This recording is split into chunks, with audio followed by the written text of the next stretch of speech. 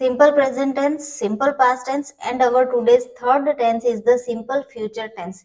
जी हाँ फ्रेंड्स, आज का हमारा थर्ड टेंस है वो है simple future tense. So welcome to my YouTube channel wish your English world. आप सभी का स्वागत है मेरे चैनल में. अगर आपको मेरे वीडियोस पसंद हो तो प्लीज लाइक एंड शेयर करना ना भूलें. उसी के साथ हमारे तीसरे टेंस में हम आगे बढ़ते हैं. Let's move on with third tense, simple future tense. Friends, simple future tense का मीनिंग क्या होता है? सबसे पहले हम देखते हैं कि सिंपल फ्यूचर टेंस, फ्यूचर का मतलब होता है भविष्य.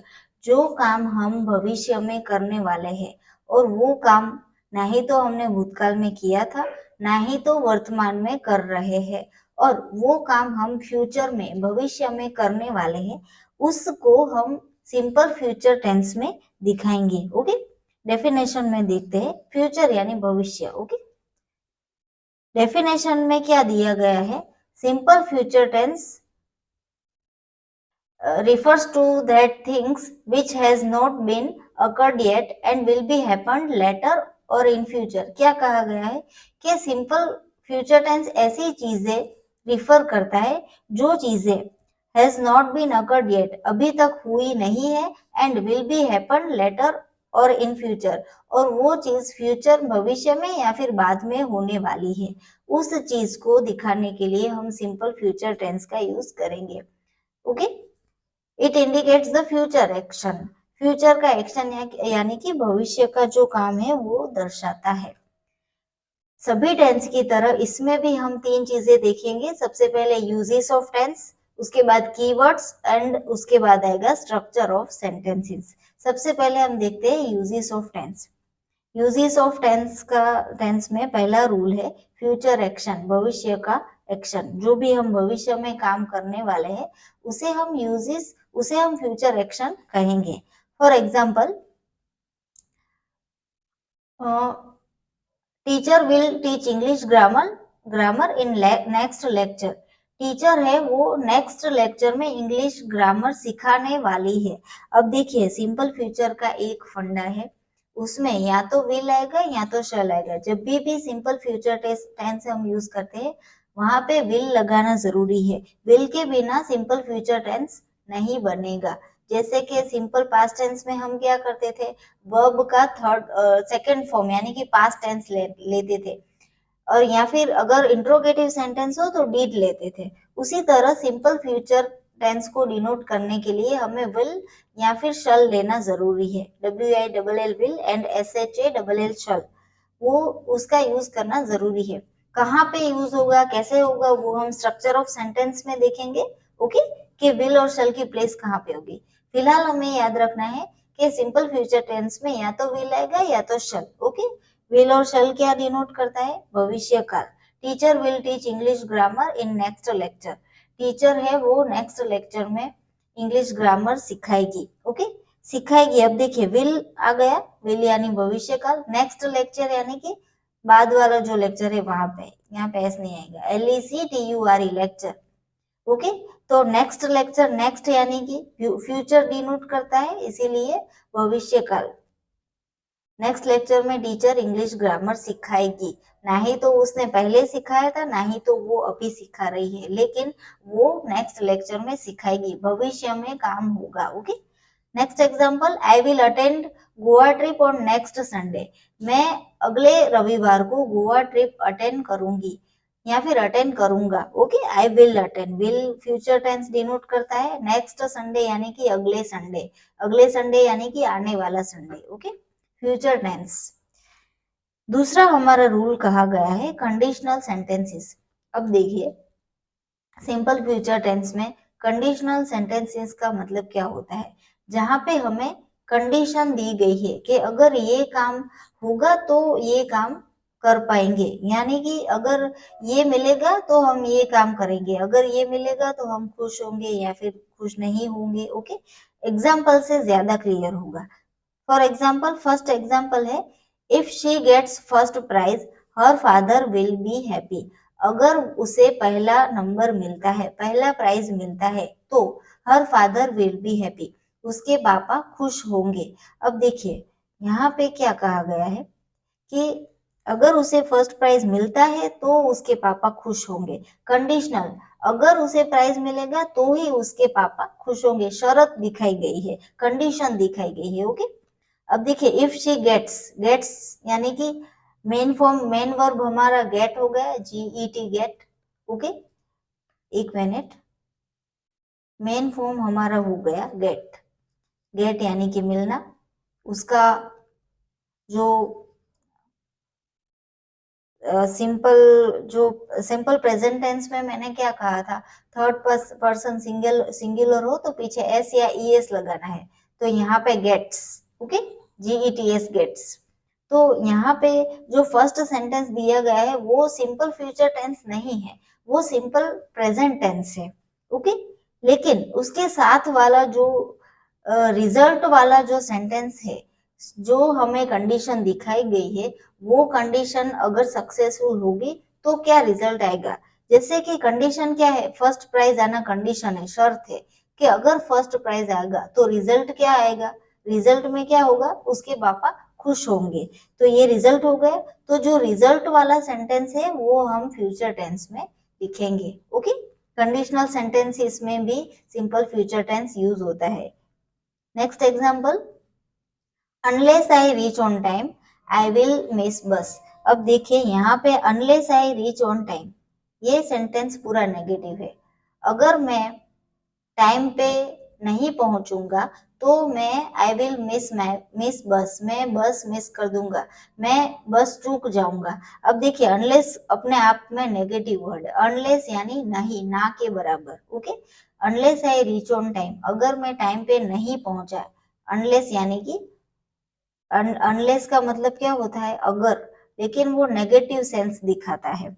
अगर मैं टाइम पे नहीं पहुंचा तो मैं बस चूक जाऊंगा, आई विल मिस बस। ओके, रिजल्ट क्या आएगा, बस चूक जाएंगे। तो ऐसे कंडीशनल सेंटेंसेस में हम सिंपल फ्यूचर टेंस यूज करेंगे। उसके बाद वाला थर्ड रूल है विथ शल प्लस आई या फिर वी प्लस एवर। अब देखिए क्या कहा गया है, शल के साथ या तो आई हो या तो वी हो और उसके बाद एवर हो। जब भी सेंटेंस में एवर दिया गया हो तब हमें देखना है कि ये सिंपल फ्यूचर टेंस है, इंडिकेट्स प्योर फ्यूचर टेंस। अब देखिए क्या कहा गया है, प्योर फ्यूचर टेंस यानी कि उसके अलावा कोई टेंस नहीं होगा, वो कंपलसरी सिंपल फ्यूचर टेंस ही होगा। एग्जाम्पल में देखते हैं कि पहले आएगा शल, उसके बाद आई या फिर वी। तो यहाँ पे शल है, शल आई एवर मीट यू, शल, फिर उसके बाद आई, उसके बाद एवर। ओके, एग्जाम्पल रूल के हिसाब से हमने सेंटेंस कवर कर लिया, शल आई एवर। ओके, तो शल आई एवर मीट यू, इसका मतलब क्या होता है, क्या मैं कभी आपसे मिल पाऊंगा या फिर क्या मैं कभी आपसे मिल पाऊंगी। तो ये एवर का मतलब क्या होता है, कभी, क्या मैं कभी आपसे मिल पाऊंगी या फिर मिल पाऊंगा। तो ऐसे सेंटेंसेस को दिखाने के लिए हम सिंपल फ्यूचर टेंस का यूज करेंगे। Okay, shall I ever meet you या फिर शल वी मैं एवर मीट यू, क्या हम आपसे मिल पाएंगे कभी भी। ओके, तो शल आई एवर, जहां पे भी शल के बाद सब्जेक्ट हो आई या फिर वी और उसके बाद एवर आएगा तो वो सिंपल फ्यूचर टेंस ही होगा। क्या मैं कभी आपसे मिल पाऊंगा, तो मिल पाऊंगा वो फ्यूचर टेंस अपने आप में डिनोट करता है। ओके, नेक्स्ट हम देखते हैं कीवर्ड्स कनेक्टेड विथ टेंस। हमने यूजेस ऑफ टेंस देखा कि simple past, simple future tense है उसका यूज कैसे होगा और कहाँ पे होगा। नेक्स्ट हम देखते हैं हमारा जो सेकंड दिया गया है कीवर्ड कनेक्टेड विथ टेंस। ऐसे कौन से कीवर्ड दिए गए हैं सेंटेंस में जिससे हम आइडेंटिफाई कर पाए कि ये फ्यूचर टेंस है। ओके, देखते हैं, tomorrow, the day after tomorrow, next week, next year, next month, in a week, in a day, within week, within a month, after few days, after few months, after few year, after few days later। अब देखिए इन सब का meaning क्या होता है, tomorrow यानी कि कल, कल यानी कि आने वाला कल। Okay, the day after tomorrow यानी कि परसों, नेक्स्ट वीक यानी कि अगले हफ्ते, नेक्स्ट ईयर यानी कि अगले साल, नेक्स्ट मंथ यानी कि अगले महीने। ओके, ये सब फ्यूचर टेंस डिनोट करते हैं। उसके बाद है इन अ वीक यानी कि एक हफ्ते के अंदर। इन अ डे यानी कि एक दिन के अंदर।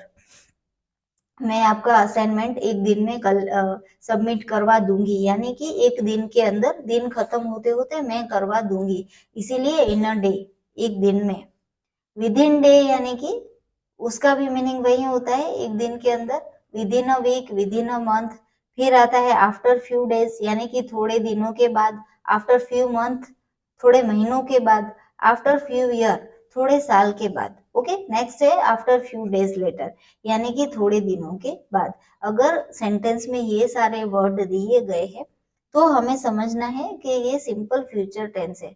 एक बार हम पीछे वाली स्लाइड में देखते हैं कि ये जो एग्जाम्पल थे उसमें कीवर्ड कौन से दिए गए थे।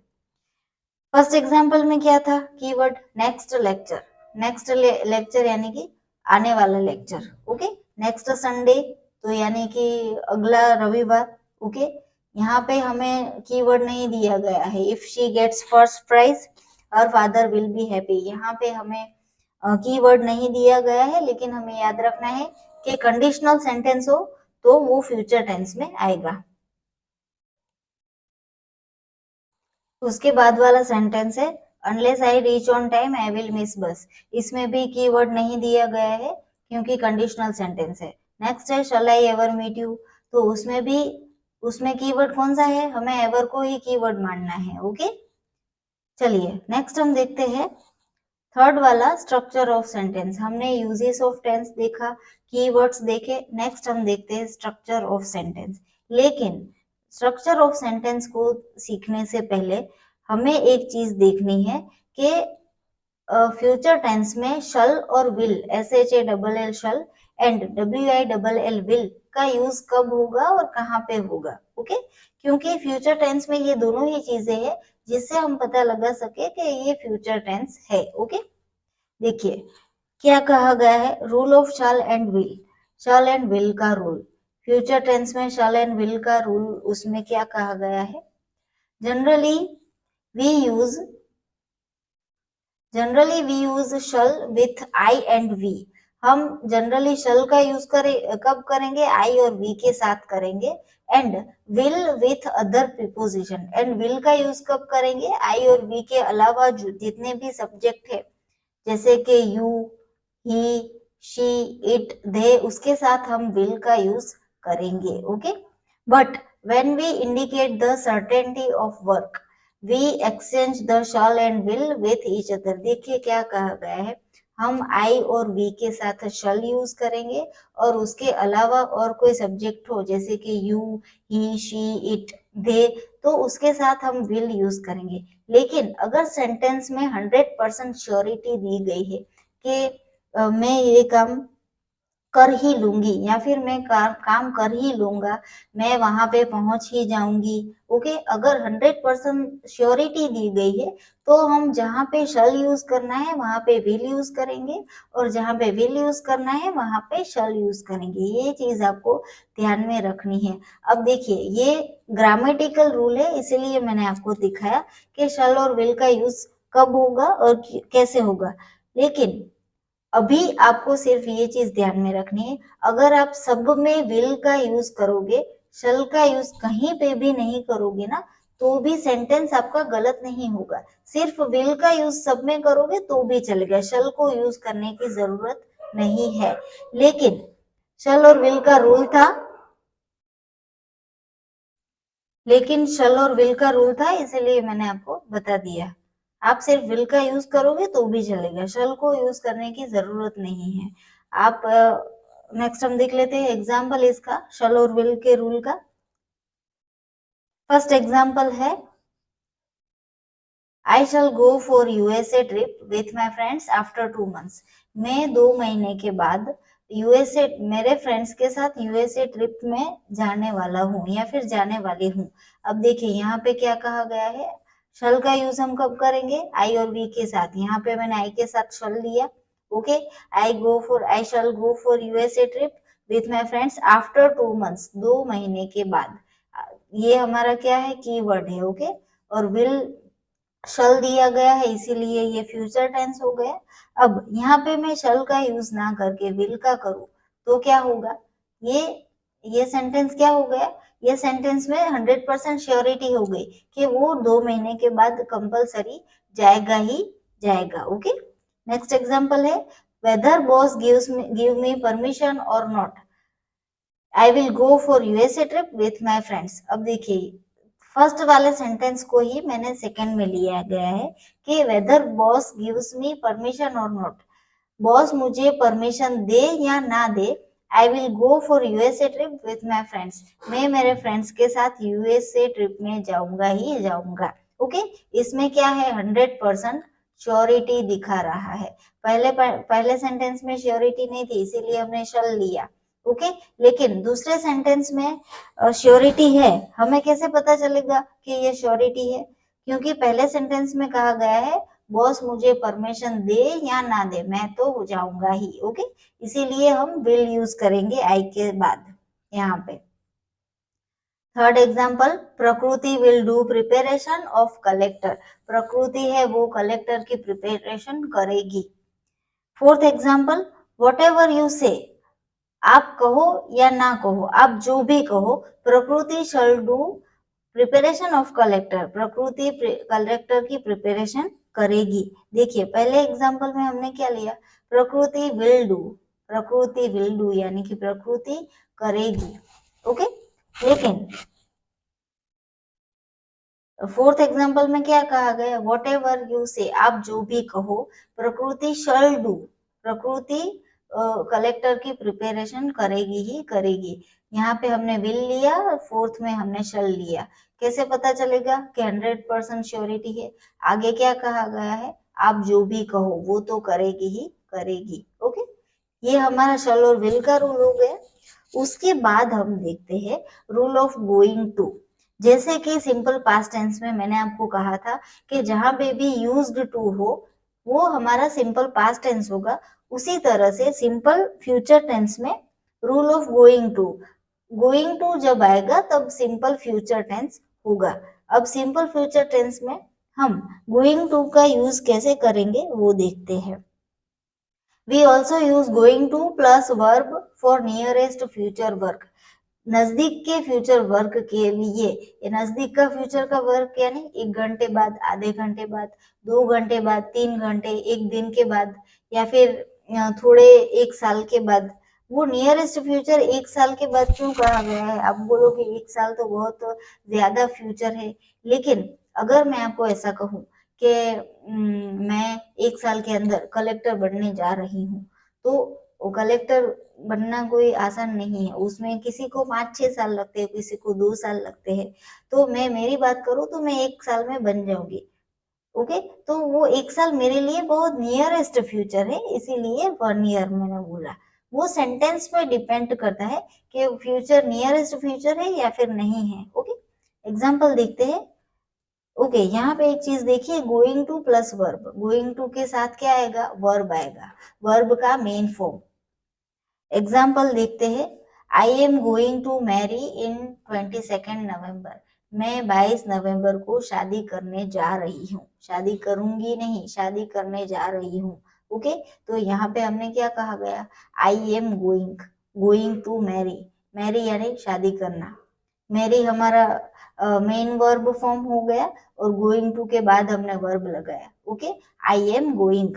ओके, और गोइंग से पहले क्या आएगा, इज एम आर, तीनों में से एक आएगा, तो वो किस पे डिपेंड करेगा कि इज आएगा या फिर एम आएगा या फिर आर आएगा, वो सब्जेक्ट पे डिपेंड करेगा, आगे का सब्जेक्ट कौन सा है उस हिसाब से। अगर आई है तो एम आएगा, वी है तो आर आएगा, और ही शी इट है तो इज आएगा। Okay, next, we are going to launch our new project within few hours, हम थोड़े ही घंटों में हमारा न्यू प्रोजेक्ट लॉन्च करने जा रहे हैं, हमारा न्यू प्रोजेक्ट दिखाने जा रहे हैं। ओके, तो वी आर गोइंग, वी के साथ आर, वी प्लूरल है इसीलिए उसके साथ आर आएगा। Going to launch, launch verb form, main verb form है, गोइंग टू लॉन्च, हम थोड़े ही घंटों के अंदर, within few hours, within few hours क्या है, नियरेस्ट फ्यूचर। ओके, तो विद इन फ्यू आवर्स हम लॉन्च करने जा रहे हैं, we are going to launch.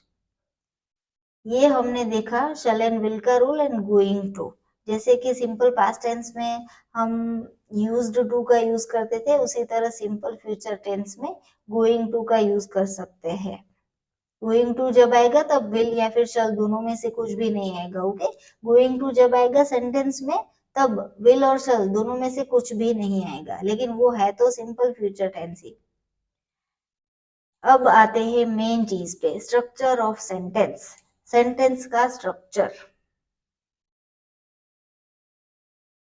हमारे जितने भी टेंसेस है उसमें स्ट्रक्चर ऑफ सेंटेंस का ज्यादा इम्पोर्टेंस है।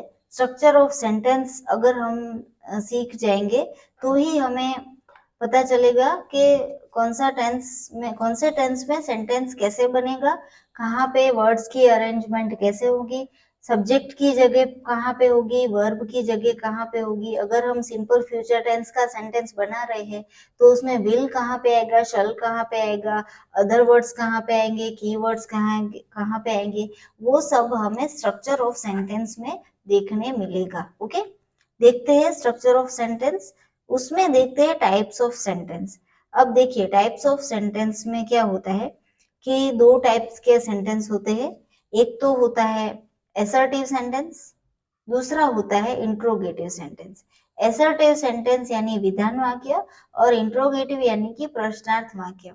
अब पहले हम देखते हैं एसर्टिव यानी विधान वाक्य। विधान वाक्य में भी दो टाइप के सेंटेंस होते हैं, दो सब टाइप्स होते हैं। एक तो एफर्मेटिव सेंटेंस, दूसरा नेगेटिव। एफर्मेटिव का मतलब होता है हकार वाक्य और नेगेटिव का होता है नकार वाक्य। दोनों ही विधान वाक्य है, फुल स्टॉप वाले सेंटेंस। ओके, और इंट्रोगेटिव यानी प्रश्नार्थ। प्रश्नार्थ में भी सेम सब टाइप्स, एफर्मेटिव और नेगेटिव, हकार वाक्य और नकार वाक्य।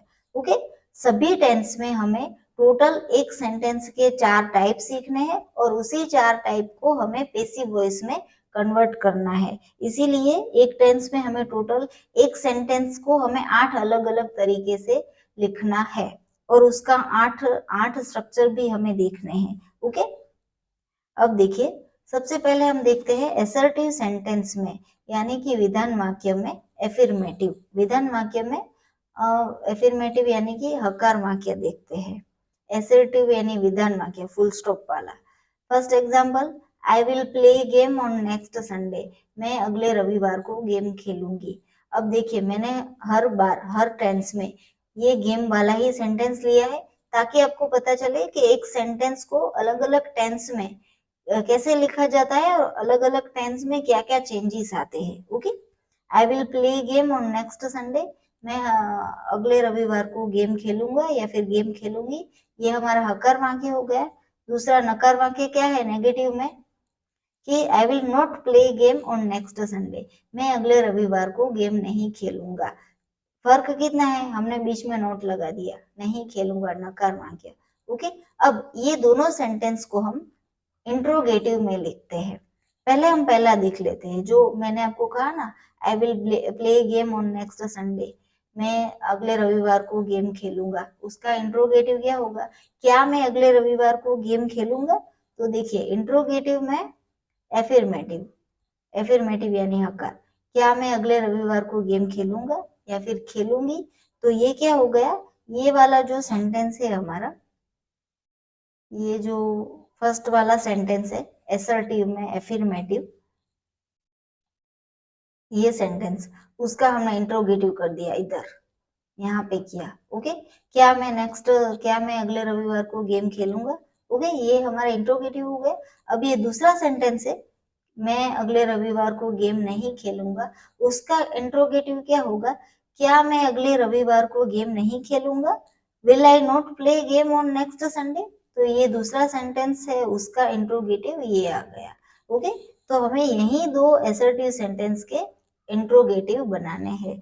तो एक सेंटेंस को हमने कितने टाइप में लिखा, टोटल 4 टाइप में लिखा और ये एक्टिव वॉइस है। और इसका पेसिव करेंगे तो दूसरे 4 सेंटेंस बनेंगे, यानी कि 8 सेंटेंस। 8 सेंटेंस कौन से टेंस में, सिंपल फ्यूचर टेंस। यानी कि एक टेंस में 8, एक टेंस में एक सेंटेंस को हम 8 तरीके से लिख सकते है और आठों आठ के स्ट्रक्चर भी हमें देखने हैं।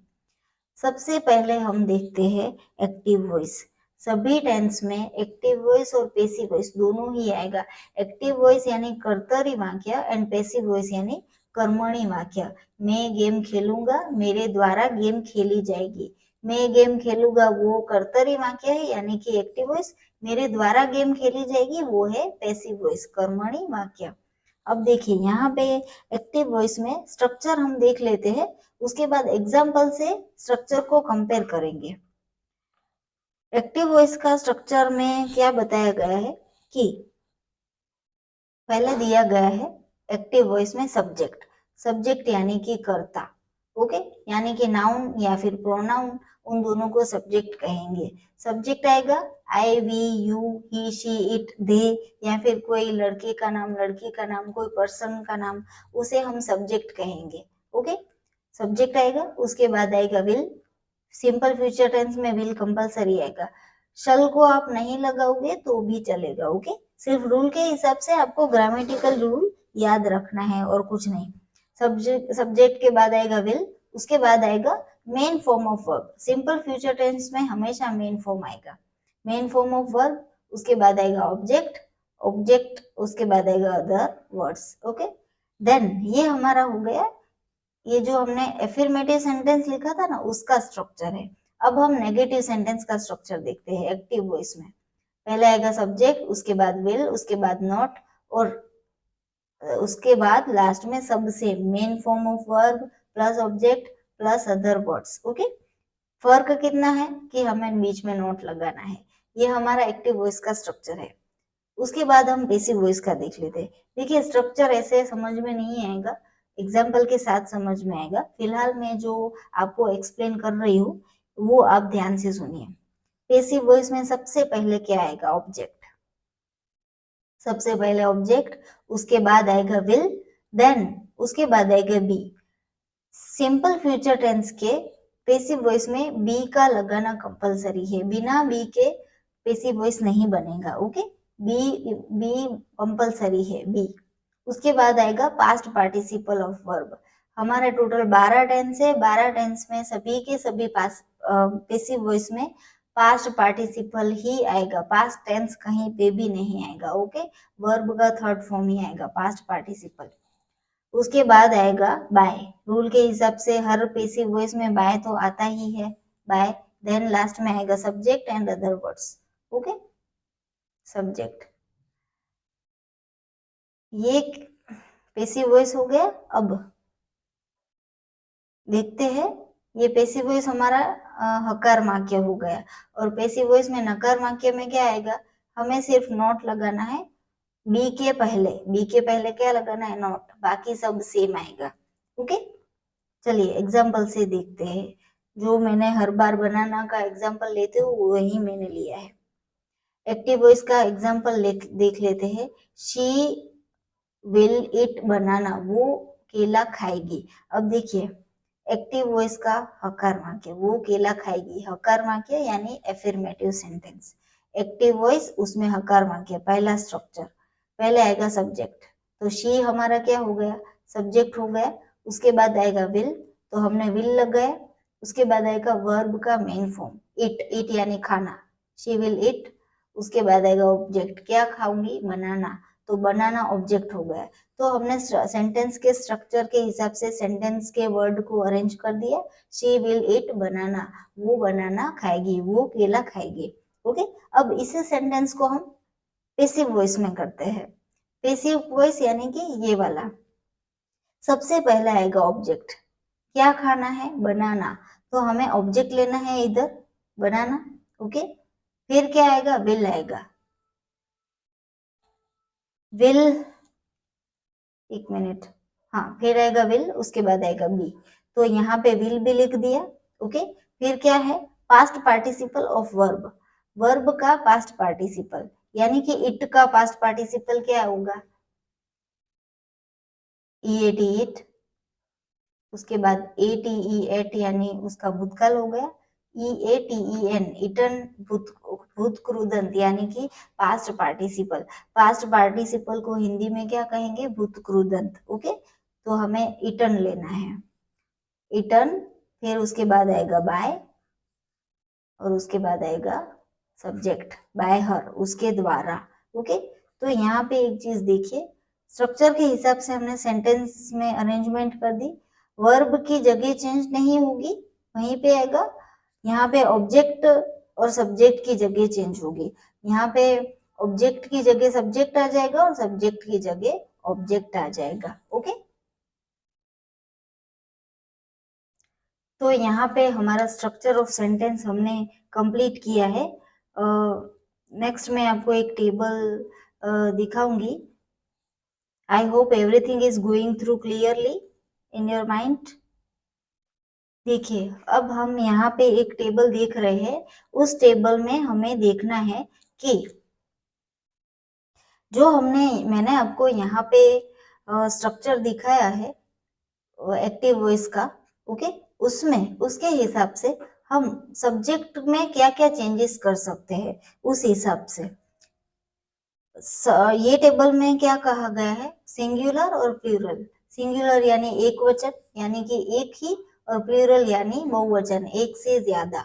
अब उसमें देखते हैं पहला example, I shall sing good song in next round. मैं अगले राउंड में अच्छा गाना गाऊंगी। अब देखिए कौन सा सब्जेक्ट है यहाँ पे, आई, आई यानी मैं। अगर मैं मेरे ही बारे में बात कर रही हूँ तो आई आएगा, आई मैं गाऊंगी। तो ये आई हमारा क्या हो गया, फर्स्ट पर्सन सिंगुलर। अगर मैं हमारे बारे में बात कर रही हूँ, हम लोग एक से ज्यादा है, तो वहां पे मैं वी का यूज करूंगी, we shall sing good song in next round. हम लोग नेक्स्ट राउंड में अच्छा गाना गाएंगे। हम लोग में एक से ज्यादा लोग होते हैं और मैं हमारी ही बात कर रही हूँ, इसीलिए ये हो गया first person plural. Okay, next होगा, you will sing good song in next round. तुम नेक्स्ट राउंड में अच्छा गाना गाओगे, यू। अगर मैं तुम्हारे बारे में बात कर रही हूँ तो वो क्या हो गया, second person singular. Second person singular क्यों, क्योंकि यू में एक ही है, एक से ज्यादा नहीं है। अब देखिए, यू में अगर मैं आप लोगों के बारे में बात कर रही हूँ और आप लोग एक से ज्यादा हो, तो भी मैं यू यूज करूंगी यहाँ पे।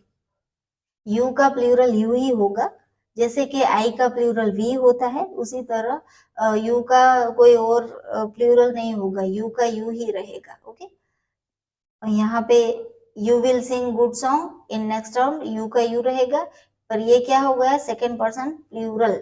ओके, नेक्स्ट होता है ही शी या फिर it. He will sing good song in next round या फिर she will sing good song in next round. मैं अगर किसी तीसरे पर्सन के बारे में बात कर रही हूँ तो वो क्या हो गया, third person singular, he she it. और अगर मैं तीसरे पर्सन के बारे में बात कर रही हूँ और वो एक से ज्यादा है, तो वहां पे मैं दे रखूंगी, यानी कि ही शी और इट का प्लूरल क्या होगा, दे, थर्ड पर्सन प्लूरल। ओके, ये हमें याद करना है। एक ही सेंटेंस में हमें कितने सब्जेक्ट ले सकते हैं, एक तो I, we, you, he she it and they, total 6 subject हम ले सकते हैं। अब देखिए एक चीज मैं आपको दिखाती हूँ कि यहाँ पे मैंने आई के साथ शल लिया है, हम यहाँ पे विल लेंगे ना तो भी चलेगा, ओके, लेकिन मैंने रूल के हिसाब से शल लिया है। वी के साथ मैंने शल लिया है रूल के हिसाब से, अगर विल लेंगे तो भी चलेगा। यू के साथ विल लिया है क्योंकि विल ही आएगा, यहाँ पे भी यू के साथ विल लिया है, फिर ही शी इट के साथ विल, दे के साथ विल, सबके साथ मैंने विल लिया है। ओके, अब एक चीज आप देखिए, ही की जगह पे, ही अगर लड़का हो, अगर मेल हो तो ही आएगा और फीमेल हो तो शी आएगा। अगर मेल और फीमेल के अलावा कोई अगर चीज या एनिमल हो तो इट आएगा। ओके, अब देखिए ऐसा जरूरी नहीं है सेंटेंस में ही और शी आएंगे। ही की जगह पे कोई लड़के का नाम भी आ सकता है, रोहन, राहुल, मोहन, किशन, कुछ भी आ सकता है। और शी की जगह पे कोई लड़की का नाम भी आ सकता है, रीमा, गीता, सीमा, रेखा, कोई भी लड़की का नाम। ओके, ये आपको ध्यान में रखना है।